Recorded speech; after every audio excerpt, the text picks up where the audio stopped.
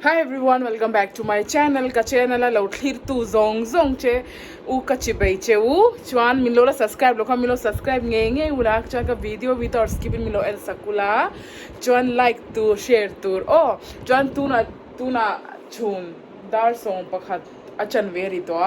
Melvin kan vashwaya ngaya kan pick up ngaya voina last exam ania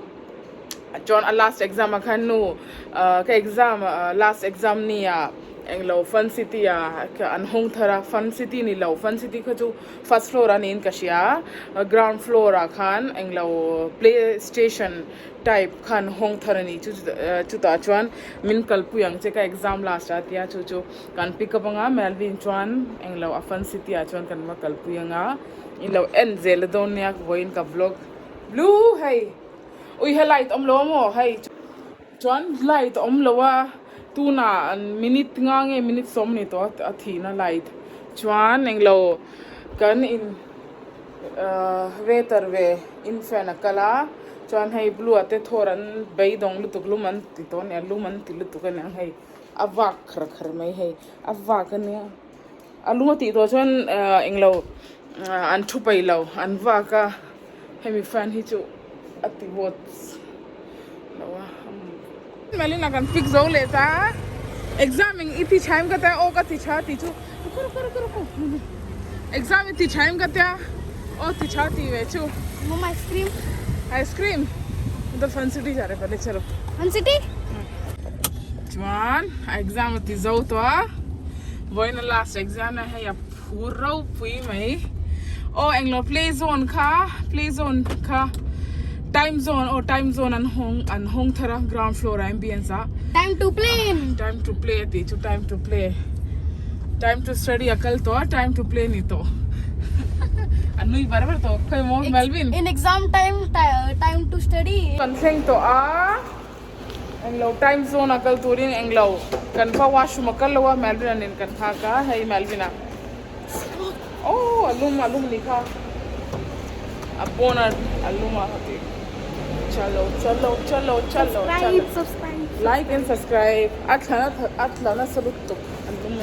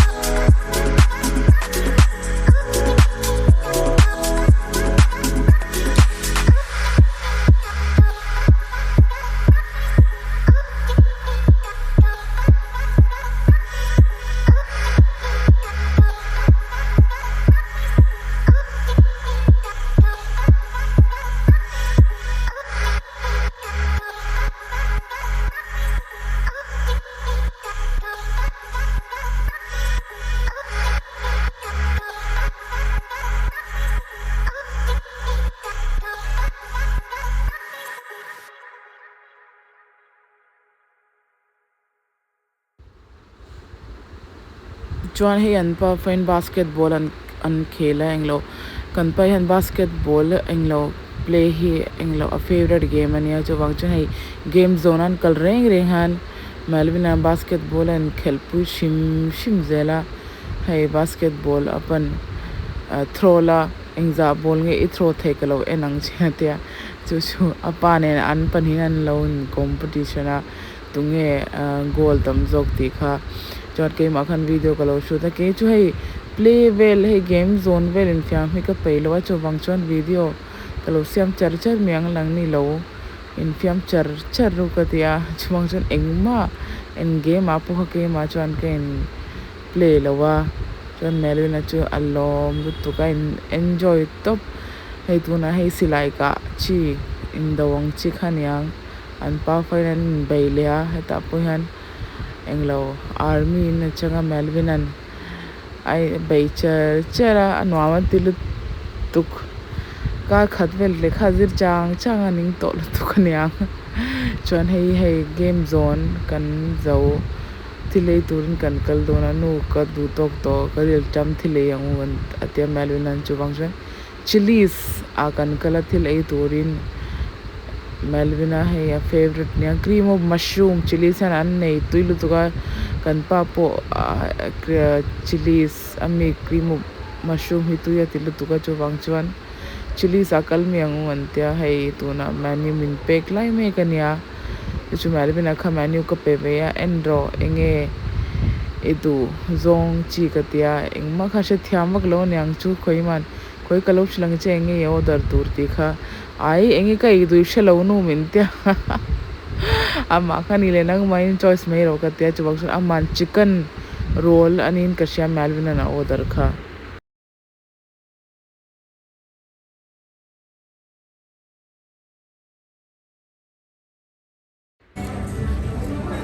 chuan hei Melvin an khan chicken roll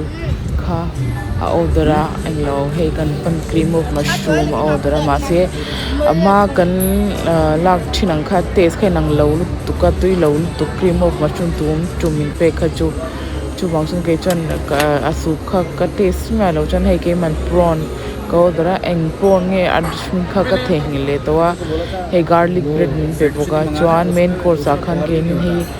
eng pasta nge kha ka shilo hei chaw ni lowa pasta ania eng pasta nge min kha mak theilu tu ka thengil vek jal chuan Melvin main course a Melvin an englo overloaded englo cheesy englo overloaded cheesy pasta order with chicken boneless chicken nen Melvin an order kha tui vere kan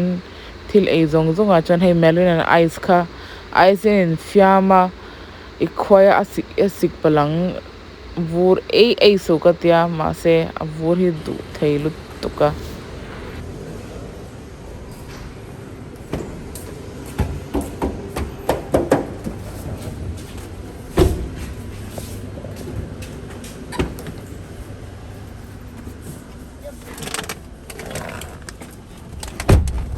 chuan ka sofa cover 3 seater nia main ka order kha tuna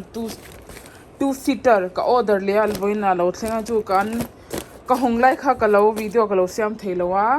chuan hei tuna ka wa me ka nakina video full in ka lo siam don in tan turin ka sofa cover ka order kha Amazon atangin al overlook chetan ania hei hi 3 seater ania chuan hei 2 seater ania price a shanshana 3 seater kha engzangi kha o 1600 something nin ka sha chuan 2 seater kha 1300 something ania ka she tolo chuan hei single seater kha azawa an nei lowa out of stock ania chu wangchun ka order theilowa single seater kha a size ang in sofa 5 seater in du chuan 5 seater po oma chuan 3 seater in du pon 3 seater po oma chuan ke chuan hemi color po chi shan a oma in du ang khani mai ke chuan blue color ka lak chan chu hei tlemina bal kha langsar dawlawa chu wangchania thora te blue ate hetian an zuang china chuan marina po ke balin na chang in englo atal china chu wang chuan ke man a bal hi langsar lo vak hi katia a langsar du vak lo ka te tu chu wang chuan hei blue color ka order a chuan heta hian tha ka ti ber chu hemi so hemi cover a hian hei ka vlog ma sign lo mu tonga man ni ake man hei engatan nge min pek reng ka ti kha ka she thiam lowa kan pan I order na wa kal la visit lela chuan a video kha zuk en ro min te chuan a video kha cover en le a chuan ka en zo khan ka she chau ni chu ke ma pon kala shengai mi alowa knowledge pakha chu kam huna ni hei hi hetian sofa cover kan wa zo han hei hetian anhung lama hian hetian kan no zelanga hetian hemi min pek na chan chu hemi hei kan wa chuan hei alaya hian hetian folding om thin hi mo hetiang hi om du lawa chu wang chuan nya hemi min pek chan hi hei folding om me lo a thalu tuk a link kha description a ka lo pe ka lo englo nga mention anga in du chuan in lo en ve don nia color po chu atam lu tuk nalin ti khan ni mai in du dan ang khan ni mai in lo order ve don nia chuan ka vlog hi headlight thleng tur chau hi nia ka next vlog a kan hule don nia till then bye thora pon bye ti cheu hey amu chang mai ka next vlog a kan hule don nia till then bye